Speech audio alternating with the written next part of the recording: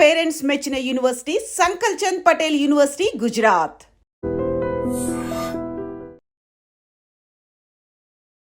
నమస్తే రమగారు. నమస్తే జయ. రమగారు, అధిక జ్యేష్ఠ మాసం అని విన్నాను. ఈ మాసంలో కొన్ని పనులు చేయొచ్చని, కొన్ని పనులు చేయకూడదని చెప్తూ ఉన్నారు కదా. అసలు అధికం ఎందుకు వస్తుంది?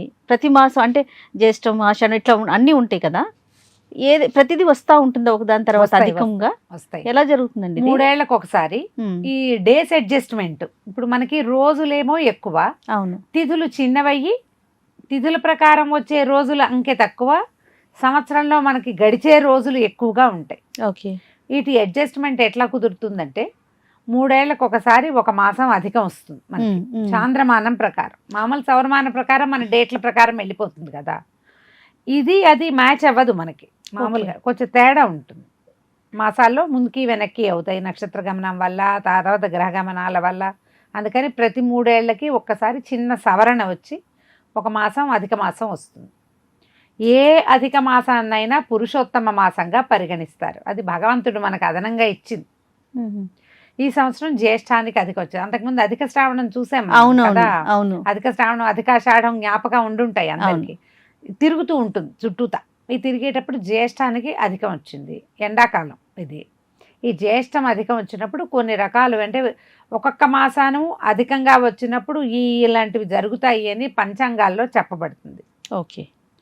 ఏవో రకరకాలు రాజకీయంగా కొన్ని, అంటే పాతకాలంలో ప్రభువులు రాజులు ఉండేవాళ్ళు కాబట్టి రాజులు మారతారని, రాజ్యాల మధ్యలో గొడవలు అవుతాయని అలాంటివి పూర్వకాలపు పంచాంగ శ్రవణంలో చెప్పేవాళ్ళు. వానలు మాత్రం ఎక్కువ పడతాయి అధిక జ్యేష్ఠం రావటం వల్ల.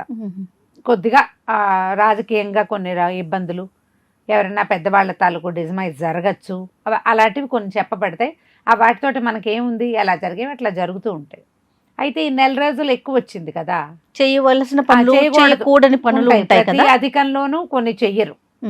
అధిక మాసం వచ్చినప్పుడు కొన్ని చెయ్యాలి, కొన్ని చేయకూడదు. ముందు చేయకూడనివి మాట్లాడుకుందామండి. చేయకూడదు. వివాహాలు చెయ్యరు, ఉపనయనాలు చెయ్యరు, గృహప్రవేశాలు చెయ్యరు, కొత్త యాత్రలు, ఎక్కడికైనా యాత్రకి మనం మానసరోవర్ యాత్ర ఇప్పుడు పెట్టుకుంటారు కదా, ఫస్ట్ టైం చేసేవాళ్ళు. కొత్త యాత్రలు మొదలు పెట్టేవాళ్ళు కాదు పూర్వం. కాకపోతే ఇప్పుడు ఆల్రెడీ టికెట్లు బుక్ చేసుకున్నాం, ఏం చేయాలి ఇలాంటివి అడుగుతారు. అది మీ ఇష్టం, దండం పెట్టుకోండి దేవుడికి, అంతే. యాత్రా ప్రారంభాలు చెయ్యరు. కొత్తగా వెళ్ళేవారు. కొత్త ఇల్లు మారటం అంటే కొత్త ఇల్లు మారటం కూడా, అద్దిల్లు మారటం కూడా అధిక మాసం. అన్నిటికీ అధికం వర్జం చేయాలి. సాధారణ శుభకార్యాలన్నిటికీ అధికం వర్జం, అది పనికిరాదు. గృహప్రవేశము, సో ఎలాంటి శుభకార్యాలు ఉండవు.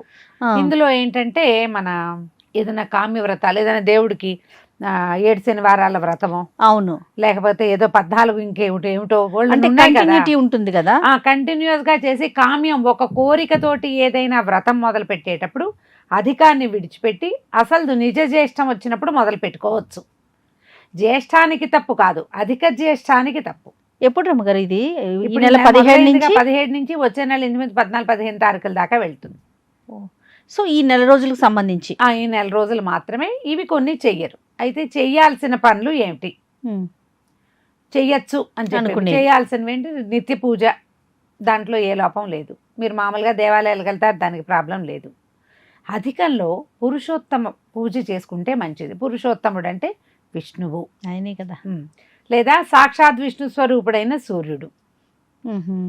సూర్యారాధన, విష్ణు ఆరాధన విశేషంగా మంచివి.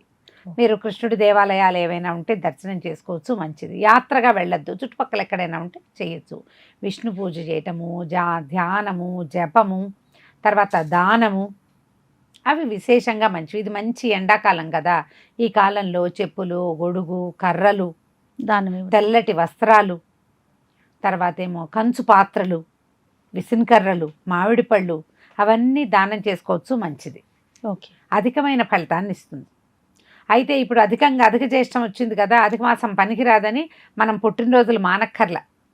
పిల్లలు ఆల్రెడీ పుట్టిన పిల్లలకి ఈ నెలలో గనక మీరు బారసాలు చేయదలుచుకున్నా, అన్నప్రాసం చేయదలుచుకున్నా మానేయక్కర్లేదు. అధిక మాసం కదా ఎలా చేస్తాం అనుకోకండి, వాటికి ఏ తప్పు లేదు. మీరు రోజువారీ చేసుకునే పూజలు, కిందటి 3 నెలల క్రితం మొదలుపెట్టిన వ్రతాలు ఏమైనా ఉంటే నెల వ్రతం చేసుకునే అలవాటు ఉందనుకో, వాళ్ళు ఎప్పటి నుంచో చేస్తున్నారు, దానికి తప్పులేదు. ఈ నెలలో ప్రత్యేకంగా మొదలు పెట్టకూడదు, అంతే. మామూలు సాధారణ దేవాలయాల గమనాలు, మీరు ఎక్కడికైనా వెళ్తాలు, పుట్టినరోజులు చేసుకోవటాలు, బర్త్డేలు వస్తాయి ఇప్పుడు, అవునవును. ఆ బర్త్డేలు మామూలుగానే చేసుకోవచ్చు. వాటికి ఏ తప్పు లేదు. పిల్లలకి ఏదైనా ప్రోగ్రాములు వాటికి తప్పు లేదు. ఏవి తప్పు? ఉపనయనం లాంటివి, ఉపాకర్మ లాంటివి పనికిరావు. అదేండి, ఏ పని చేసినా మొదటిసారిగా చేసేవి చెయ్యొద్దు. పనికిరాదు అంతే. ఇవి మామూలుగానే చేసుకోవచ్చు. ఊరికే గడిచిపోతుందమ్మా. పైగా ఎన్ని ఇప్పుడు రోజులు? మామూలుగా మనకేం తెలియదు, రోజులు గడిచిపోతున్నాయి. మనం ఇప్పుడు మే అనుకున్నాము, మే పోయింది, జూన్ వస్తుంది, జూలై వస్తుంది, లైన్గా వెళ్ళిపోతాయి. అవును. మనం ఎప్పుడైతే ఈ తెలుగు మాసాల నామాలు తీసుకుని ముహూర్తం పెట్టుకోదలుచుకుంటామో అప్పుడు అధికమా నిజమా అనే దాని మీద మనకి ఒక శంక వస్తుంది. అవునండి. మనకి ఈ గోల ఎందుకు? ఎవరో పెద్దవాళ్ళని అడుగుతారు కదా, అవును. వాళ్ళు వద్దని చెప్తారు ఎలాగూను. ఇప్పుడు పనికిరాదు, మన నెలబోయాక చెయ్యండి, సరిపోయింది. టెన్షన్ తీసుకుని ఇప్పుడు ఏమిటో మన పెద్ద హైరాణ పడవలసిన పని అయితే లేనే లేదు. మామూలు రోజువారీ పూజా కార్యక్రమాలు, గుళ్ళోకి వెళ్తాలు, పూజ చేసుకోవడం, వాటికి ఏ తప్పు లేదు. ఇందులో ఏంటంటే ఏదైనా చిన్న పొన్న వస్తువులు కొన్ని సాధారణంగా ఏం చెప్తారంటే అధికంలో కొత్త వస్త్రాలు కానీ కొత్త నగలు కానీ ధరించకూడదు. కొత్త వస్త్రాలు ధరించకూడదు అంటే మామగారు డాక్టర్ గారు ఆయన ఒక ఐడియా చెప్తుండేవారు. ఏమైనా బట్టలు తేగానే కొత్తవి, చీర కొనుక్కోగానే ఇంటికి తేగానే దాన్ని పసుపు పెట్టేయే, అప్పుడు పనికొస్తుంది అనేవారు. ఓహో. తేగానే పసుపు పెట్టేసామనుకో బట్టలు వాడినట్టే. అదే అదే. తర్వాత ఎప్పుడైనా కట్టుకోవచ్చు. పూర్వం చేసేవాళ్ళు కాదు చేయ.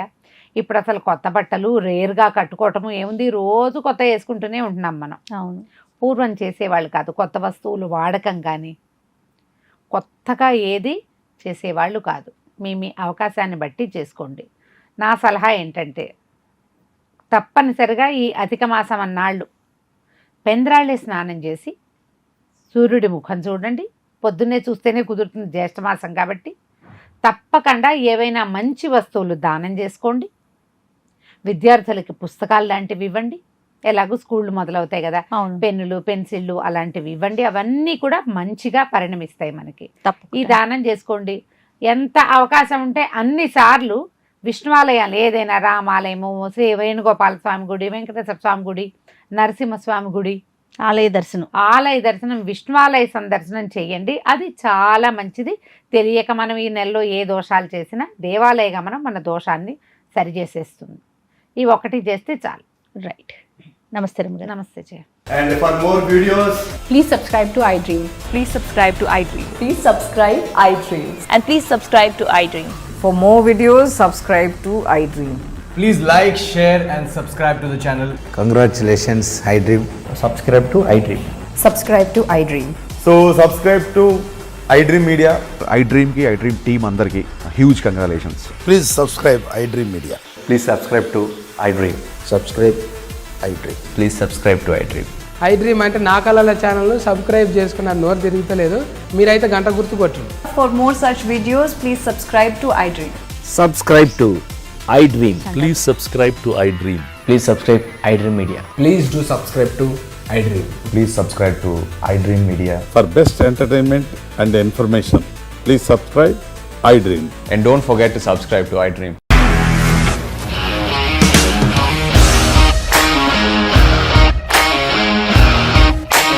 ఇండస్ట్రీలో కమిట్మెంట్ ఇష్యూస్ వస్తే నీకు కూడా వచ్చినట్టు మార్నింగ్ తీసుకెళ్ళాడంటే కొట్టి పడేశాడు.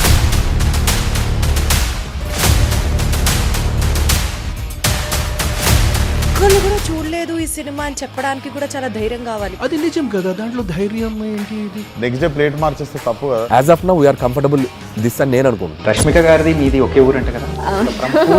నీకు కోపం వచ్చిందంటే బాగా తిట్టేత్తరా? తిట్టేద్దామండి.